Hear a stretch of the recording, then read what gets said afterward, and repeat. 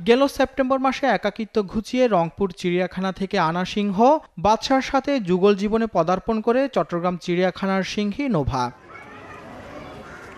একই বছরের অক্টোবরে দক্ষিণ আফ্রিকা থেকে চট্টগ্রাম চিড়িয়াখানায় কিনে আনা হয় একজোড়া বাঘ। 4 বছর খালি থাকার পর খাঁচায় আবারও বাঘের দেখা পেয়ে উচ্ছ্বসিত দর্শনার্থীরা। বাঘ দেখেছি, বানর দেখেছি, ভালুক দেখেছি। কোনটা বেশি ভালো লাগছে?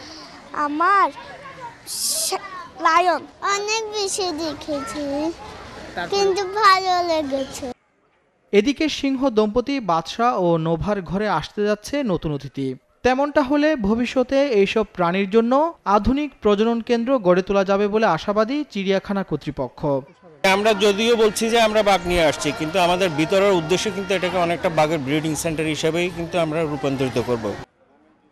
দেশের চিড়িয়াখানাগুলোর মধ্যে পারস্পরিক প্রাণী বিনিময় প্রক্রিয়া আরও সহজ হলে বিলুপ্তপ্রায় বাঘসহ অন্যান্য প্রাণীর বংশবৃদ্ধি সম্ভব বলে মনে করেন বন্যপ্রাণী গবেষকরা। শুধুমাত্র চট্টগ্রাম চিড়িয়াখানা একা চাইলেই পারবে না, এবং সেক্ষেত্রে হচ্ছে আমাদের দেশের অন্যান্য চিড়িয়াখানা এবং সাফারি পার্ক কর্তৃপক্ষকে এগিয়ে আসতে হবে।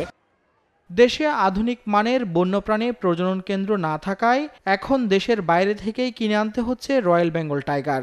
অথচ একটু পরিকল্পনা করে এগুলে এটাও হতে পারে বৈদেশিক মুদ্রা অর্জনের একটি খাত।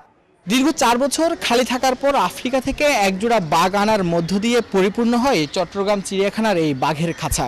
কিন্তু প্রাণী বিশেষজ্ঞরা বলছেন, দেশীয় যে চিড়িয়াখানাগুলো রয়েছে তাদের মধ্যে প্রাণী বিনিময়ের মাধ্যমে গড়ে তোলা হতে পারে দক্ষ প্রজনন কেন্দ্র, যার মাধ্যমে তৈরি হতে পারে নতুন সম্ভাবনা।